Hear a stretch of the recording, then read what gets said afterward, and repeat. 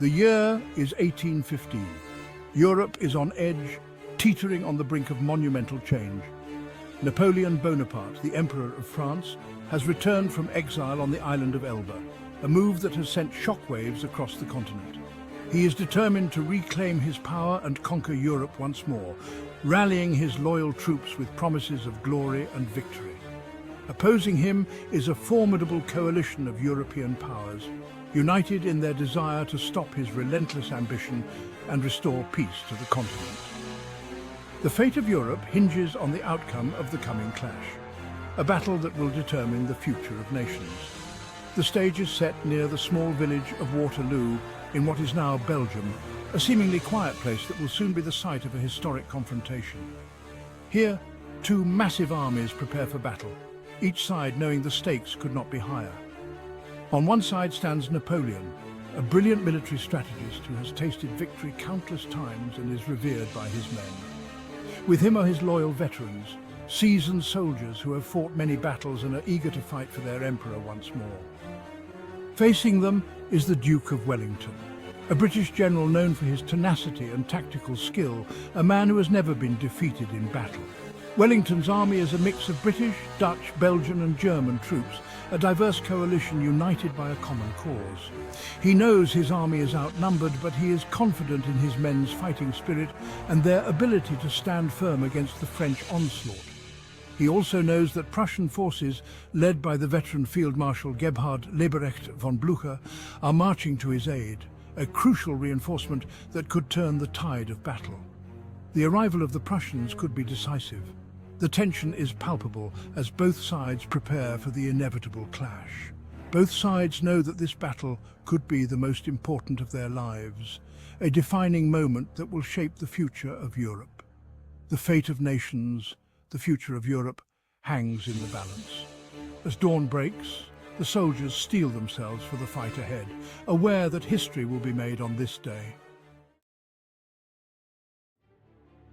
The morning of June 18th, 1815, dawns. The air is thick with anticipation as both armies prepare for the inevitable clash. The sky is overcast, heavy with rain, casting a somber mood over the battlefield. The ground, soaked by an overnight downpour, is muddy and treacherous. Soldiers struggle to keep their footing as they march to their positions. Around 11 o'clock in the morning, the silence is shattered by the deafening roar of artillery. French artillery opens fire, unleashing a thunderous bombardment on the Allied lines. The ground shakes with each explosion. This is the beginning of the Battle of Waterloo, a day that will be remembered for its ferocity and bloodshed. Wellington has chosen his ground carefully, understanding the importance of terrain in battle. His forces are positioned along a ridge, giving them a slight advantage over the advancing French. The elevation provides a strategic vantage point. His infantry forms into lines, ready to meet the enemy assault with discipline and determination. The British artillery, skillfully deployed, returns fire with deadly accuracy. Each shot is calculated to inflict maximum damage. Napoleon, ever the strategist, plans to break the Allied centre and then roll up their flanks. His confidence is unwavering. He believes that a decisive victory will crush the Allied army and secure his grip on power. His troops are motivated by his presence and words. He orders his troops forward, confident of victory. The French soldiers advance with determination, ready to fight for their emperor. The French advance is met with a storm of musket fire and canister shot. The air is filled with the sounds of battle. The battle has begun in earnest. Soldiers on both sides engage in fierce combat, each determined to emerge victorious. Wave after wave of French infantry surges forward, their bayonets gleaming in the dim light. They are a fearsome sight, veterans of countless campaigns hardened by years of war. Leading the assault is the legendary French cavalry, renowned for their courage and ferocity. They crash into the Allied lines with tremendous force. The fighting is brutal and unrelenting. Men clash in hand-to-hand combat, the air thick with the smell of gunpowder and blood. Wellington's men, though outnumbered, fight with great determination. They know that the fate of Europe rests on their shoulders. The British infantry employs a devastating tactic, the infantry square. Forming a hollow square with bayonets bristling outward, they present a formidable defence against cavalry charges. The French cavalry, unable to break through the squares, suffer heavy casualties. Again and again the French attack. They capture the farmhouse of La Haye-Saint, a key strong point in the Allied centre. But Wellington holds firm, shifting his troops to meet each new threat. He knows that time is on his side. Every hour that passes brings the Prussians closer. Section 5. The Prussians arrive, a glimmer of hope. As the afternoon wears on, the sound of distant gunfire reaches the battlefield. It is the sound of the Prussians arriving on the French right flank. Napoleon, realizing the danger, dispatches troops to hold them off. He knows that if the Prussians link up with Wellington's army, his chances of victory will dwindle. The Prussian arrival is a much-needed boost to Allied morale. Wellington, seeing the Prussian advance, is heartened. He knows that the tide of battle is beginning to turn in his favour. The French, facing enemies on two fronts, are now in a precarious position. Section 6. Ney's charge, a desperate gamble. Napoleon, desperate to achieve a breakthrough before the Prussians can fully deploy, orders Marshal Michel Ney, his most trusted commander, to lead a massive cavalry charge against the Allied centre. Ney, known as the bravest of the brave, leads thousands of horsemen in a thunderous charge. The French cavalry smashes into the Allied lines with incredible force.